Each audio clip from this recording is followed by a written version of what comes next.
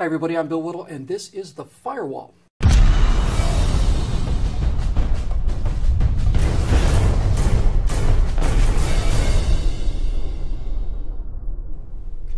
One of the complaints leveled against conservatives by progressives is that we're always looking backwards. Why always so locked in the past? Why so obsessed with history? Why always looking behind us? Why not look forward? Well, there's actually a very simple explanation for that. You see, the past exists, and the future doesn't. Not yet, anyway. That's why progress isn't always good. We could be progressing right off a cliff, or into the room where the murderer is hiding, or out into the water where the shark is. And since we can't know where we're going, the best we can do is to see if we can learn anything from where we've been. And you don't have to look far. Not these days, no sir. Vladimir Putin recently announced that Russia would seek a diplomatic solution to the crisis in Crimea, and the Western intellectuals is Latin for cowards, just swooned. A diplomatic solution.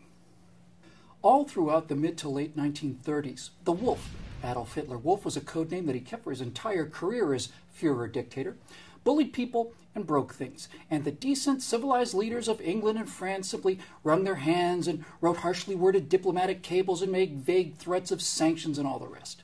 Hitler didn't play the West like a violin. He played them like a light switch. Threaten violence, offer peace. Threaten violence, offer peace. Make outrageous demands, invade other countries. Backdate the moral argument by claiming you're simply protecting your own ethnic populations against imagined and then invented foreign oppression, etc., and so on. And you know the drill. Well, some of us do anyway. 2 days ago, skipping through my satellite comedy channels where I keep the BBC, I came in on the end of an interview with an Estonian defense minister who proceeded to remind Vladimir Putin, the bear, on the air, that Estonia was part of NATO while the Ukraine is not. And the BBC interviewer leapt in tones of contempt and panic, protesting that that sort of language was counterproductive because it only antagonizes and offends Moscow. Now, you don't want to make them angry, you see. It's better to be nice to them before they overrun your country. You get a higher position in the slave government that way, and maybe they'll shoot you last. Now, both the wolf and the bear have a lot in common. Both were from humble beginnings, and both survived and clawed their way to becoming leaders of great nations by cunning and ruthlessness and the predator's skill at finding weakness in their prey.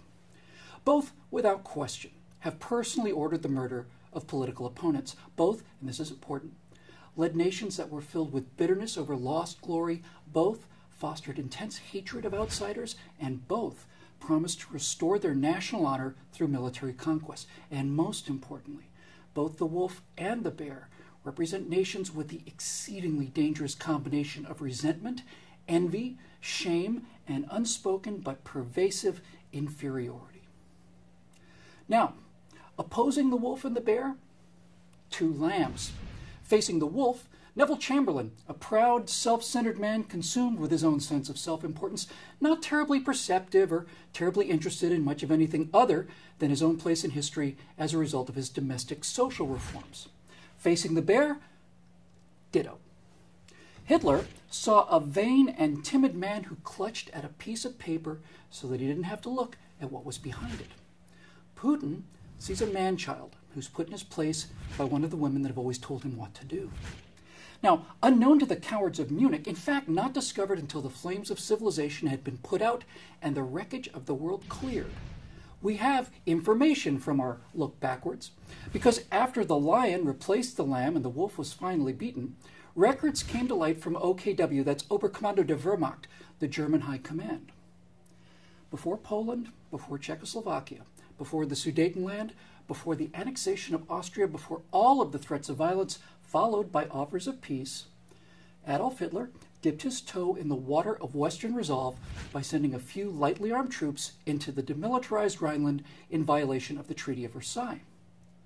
We learned after the war from the records of the mortified, horrified German generals that had the French or the British put so much as a platoon or a marching band or perhaps even a single policeman who had refused to get out of the way on one of those bridges, had there been any resistance at all, the generals would have ordered their troops back to Germany and Hitler would have been overthrown.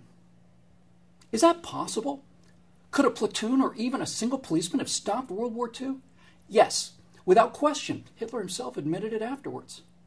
Now, when the wolf went into the Rhineland France and Britain were immeasurably superior to Germany militarily.